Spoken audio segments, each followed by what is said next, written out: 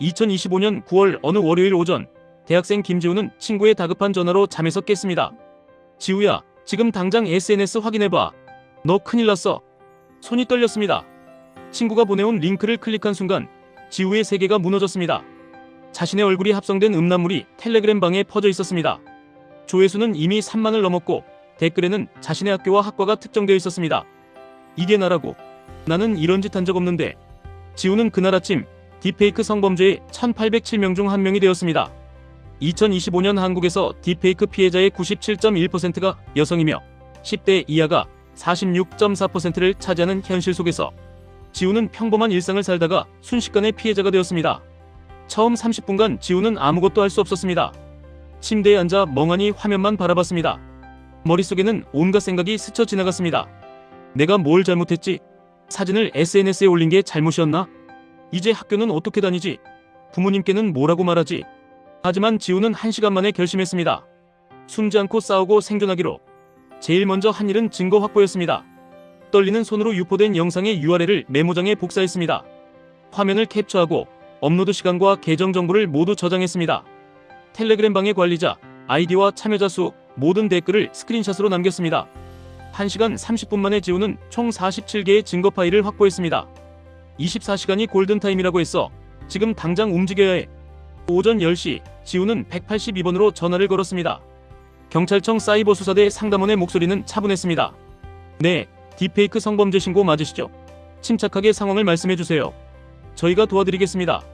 신고 후 48시간 동안 지우는 잠을 거의 자지 못했습니다. 경찰서에서 진술서를 작성하고 디지털 성범죄 피해자 지원센터에 삭제 지원을 신청했습니다.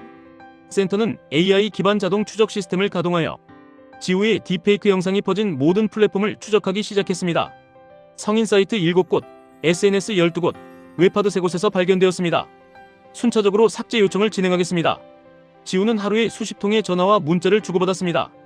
경찰, 센터 상담원, 변호사 같은 이야기를 반복해서 설명해야 했습니다. 매번 자신의 피해를 말할 때마다 다시 그 순간으로 돌아가는 기분이었습니다. 주요 플랫폼 5곳에서 삭제가 완료되었습니다. 하지만 재유포 가능성이 있어 지속적으로 모니터링하겠습니다.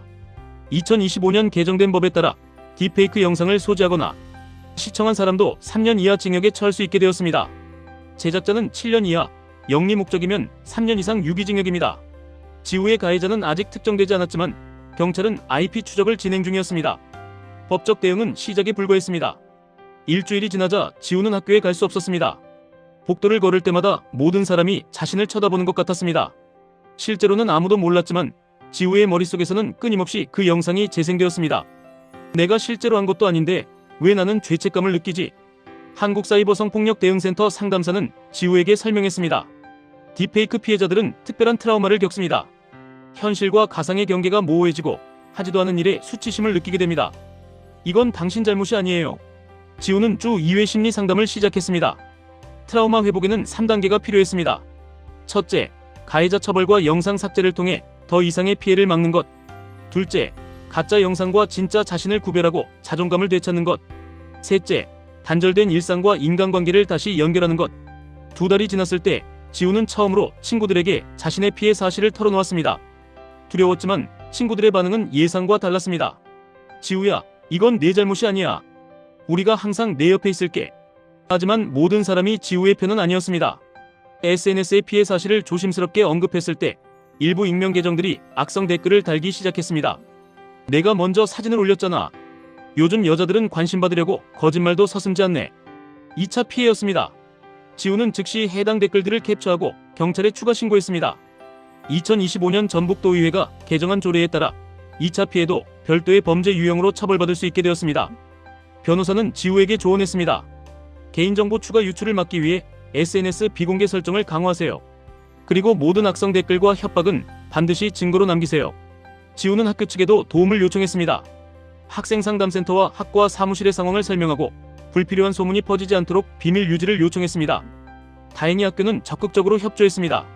신고 3개월 후 경찰은 가해자를 검거했습니다. 같은 학교 선배였습니다. 그는 지우의 SNS 사진 23장을 무단으로 수집해 딥페이크 앱으로 합성했고 텔레그램 방에 유포했습니다. 재판에서 가해자는 7년형을 선고받았습니다. 하지만 지우의 회복은 재판이 끝난다고 완료되는 것이 아니었습니다. 6개월이 지났을 때 지우는 여전히 가끔 악몽을 꿨습니다. 하지만 예전과 다른 점이 있었습니다. 이제 지우는 혼자가 아니었습니다. 지우는 피해자 자조 모임에 참여하기 시작했습니다. 같은 아픔을 겪은 사람들과 이야기를 나누며 지우는 깨달았습니다. 나는 피해자이지만 동시에 생존자야. 그리고 언젠가는 이 경험을 다른 누군가를 돕는 데 쓸 수 있을 거야. 1년 후 지우는 대학교 내에 디지털 성범죄 예방 동아리를 만들었습니다.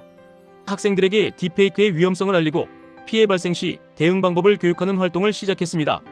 지우는 말합니다. 제가 이 1년을 버틸 수 있었던 건 제가 혼자가 아니라는 걸 알았기 때문이에요. 만약 지금 이 순간 딥페이크 피해로 고통받고 있는 누군가가 있다면 부디 기억하세요. 당신은 혼자가 아니며 반드시 회복할 수 있습니다. 영상이 재밌으셨다면 좋아요, 댓글, 구독 부탁드립니다. 감사합니다.